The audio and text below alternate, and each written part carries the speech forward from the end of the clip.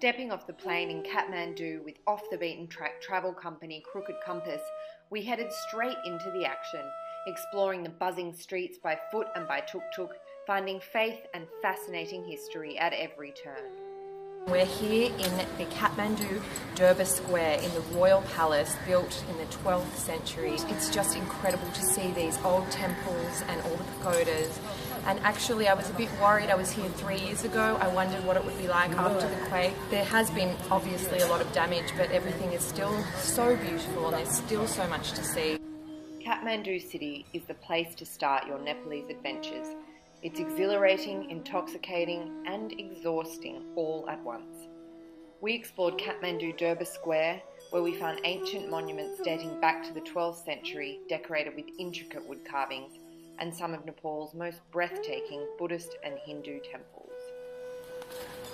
We are here in the Newari temple, the temple of the living goddess, who is actually a real girl, 10 years old, who we just saw up in the window up there, but we couldn't take any videos. But this is my Crooked Compass guide, Raj. This is a photo of the goddess. And Raj, can you please tell us, what does it take to become a living goddess? One has to born in goldsmith and silversmith families, and she has to come from Buddhist family. So one has to have 32 specific symbols.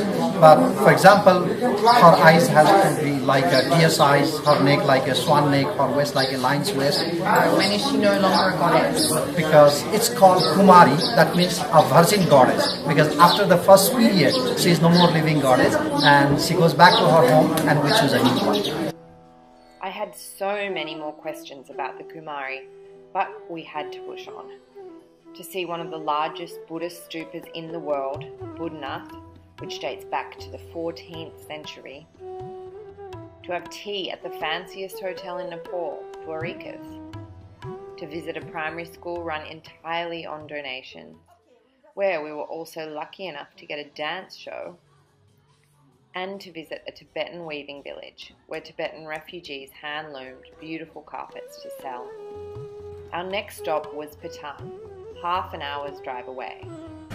We're in Kathmandu Durbar Square, which is the second city in the Kathmandu Valley. These beautiful ancient pagodas behind us are Hindu and Buddhist temples, and it is just heaving in this area with these colourful markets winding around the square, selling saris and copper, and it's got a real buzz to it.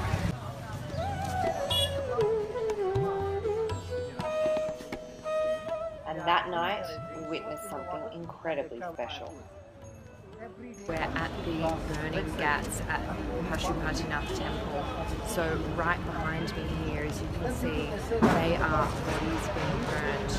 Hindus cremate their bodies and then offer the ashes to the Bagmati River, which is a tributary of the Ganges. And when the sun went down, we got to witness the nightly arti, or ceremony, where offerings were made to the river and to the Hindu god Lord Shiva, and which ended in singing and dancing, a true celebration of life.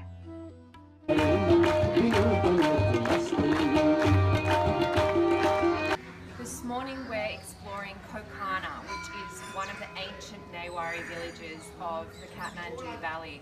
It's sad to see that this village has been quite affected by the earthquake. A lot of the roofs of the buildings have collapsed. There's a lot of rubble around. The aftermath of a disaster that killed over 8,000 people and has left millions homeless.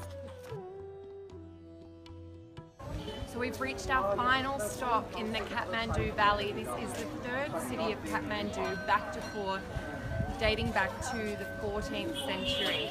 And this right here is Pottery Square, because Bhaktapur is very well known for its pottery.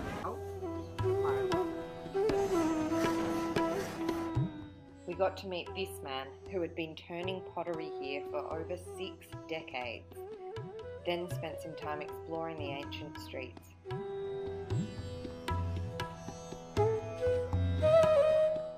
Before we knew it, it was time to spin our final prayer wheel and head on to our next Nepalese destination.